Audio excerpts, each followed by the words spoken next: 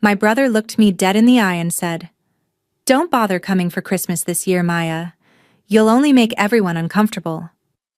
Those words cut deeper than the winter wind, completely exiling me from my own family. So, there I was on Christmas Eve, sitting alone in my dark apartment, watching the snow fall outside and nursing a cold cup of tea while my family celebrated without me. I thought that being uninvited was the absolute rock bottom of my life, but I was wrong. Just after midnight, my phone buzzed, shattering the silence. It was my mother. The moment I answered, I knew something was terribly wrong. Her voice was violently shaking, completely unrecognizable as she gasped, "Maya, turn on the television right now. Look at what's on the news. Follow my story until the end, and comment the city you're watching from so I can see how far my story has reached." I'm Maya. I'm 27 years old, and up until that exact moment, I genuinely believed that blood meant everything. But my older brother, Adrian, who is 32 and has spent his entire life acting like the undisputed golden child of the family, had a completely different set of values. We were standing in the hallway of my parents' estate a week before the holidays when he dropped the bomb. He didn't stutter, and he didn't look remorseful. He just casually adjusted his designer watch and told me that his wealthy new in-laws were flying in for Christmas dinner, and having me there would only make everyone uncomfortable. He claimed my modest lifestyle as a freelance graphic designer wouldn't blend well with their high society guests. It was the ultimate calculated insult, wrapped up in false concern for the family's social standing. He even had the audacity to suggest that my presence would bring unnecessary drama to the table. I looked past his shoulder and saw my parents standing in the living room, silently looking away, completely validating his cruelty with their silence.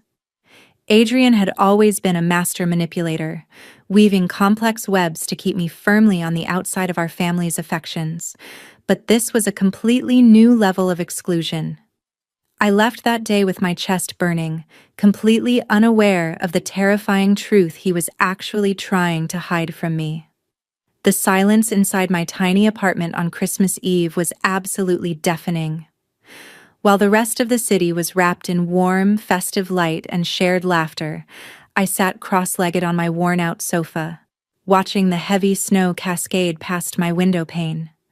The flat screen was turned off, and the only light illuminating the dark room was the harsh, artificial glow emanating from my smartphone screen.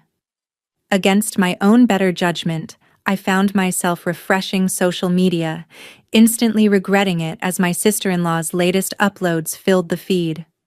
There they were, captured in flawless high definition, a lavish, brightly lit dinner party inside my parents' dining room.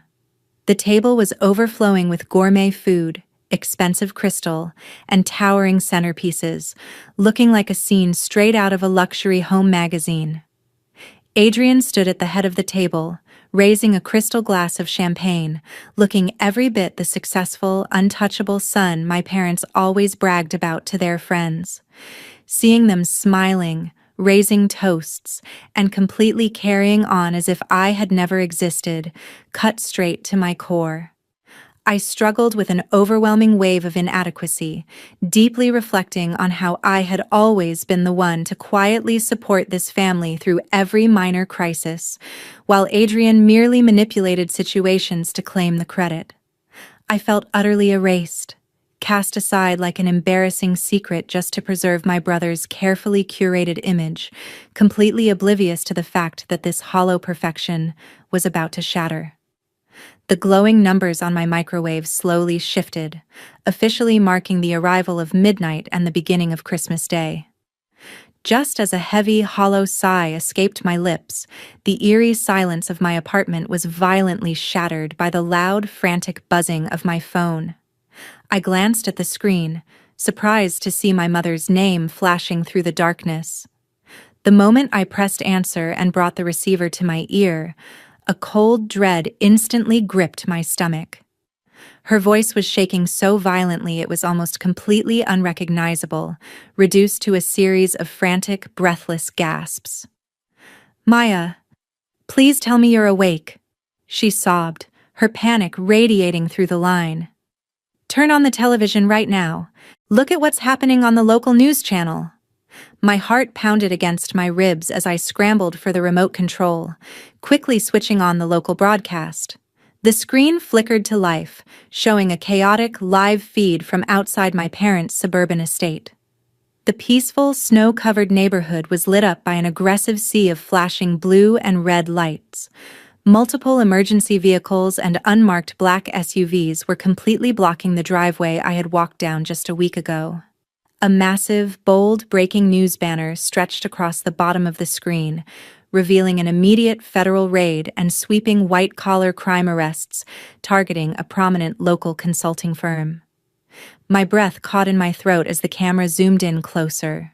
The reporter on the screen was shouting over the roar of a hovering police helicopter, and as the pieces began to fall into place, a horrifying clarity washed over me. Adrian hadn't uninvited me from Christmas dinner because my modest life as a graphic designer would make his wealthy guests feel uncomfortable. That entire narrative was a calculated smokescreen.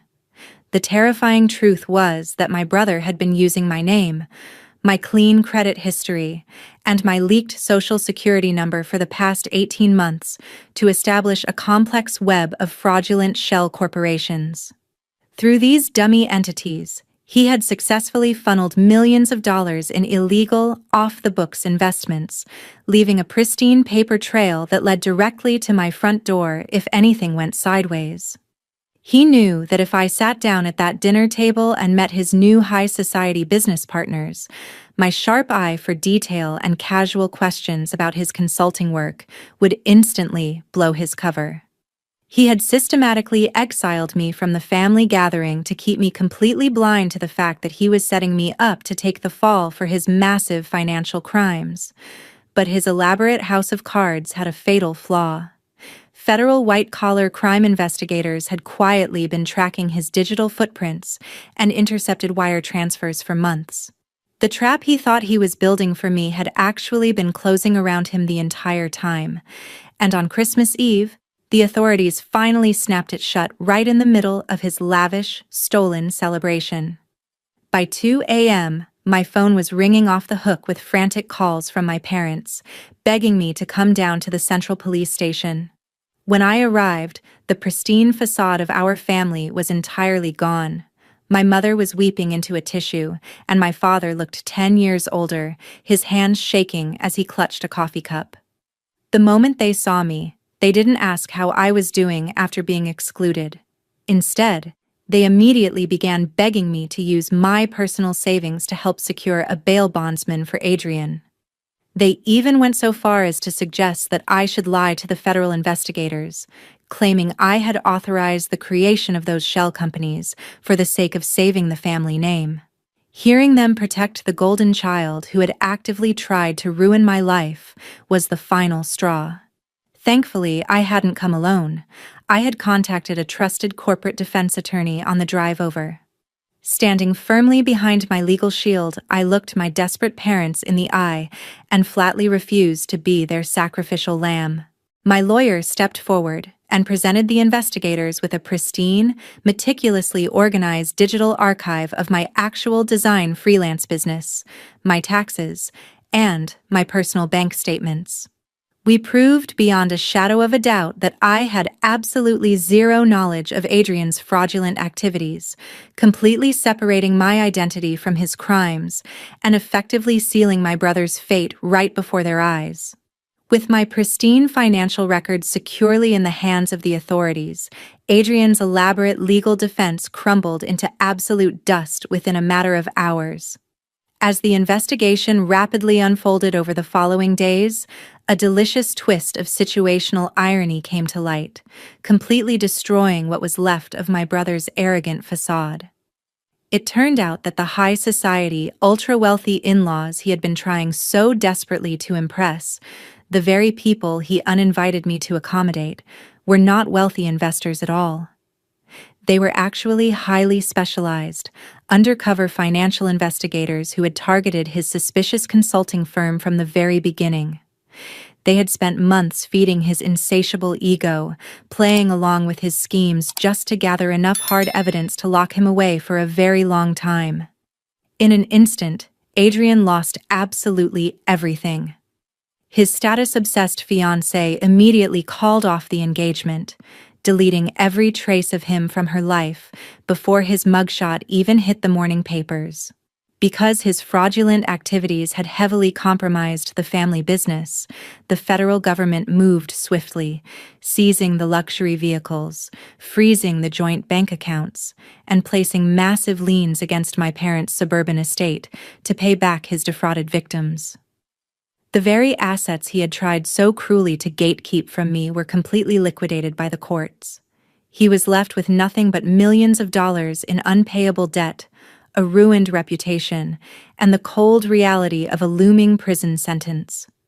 By trying to greedily feed his own ambition at my expense, he had swallowed his own poison pill of justice, realizing too late that his golden child status couldn't save him from the consequences of his actions. Fast forward 3 months later, and my life looks completely unrecognizable compared to that lonely Christmas Eve. I packed up my belongings, completely cut ties with my toxic family members, and relocated to a breathtaking, peaceful coastal town where the air smells of salt water and freedom. Using my newfound independence and peace of mind, I poured all my energy into building my freelance graphic design business, which is now thriving more than ever before. Looking back, I finally realize that being cruelly uninvited from that holiday dinner wasn't a tragedy at all.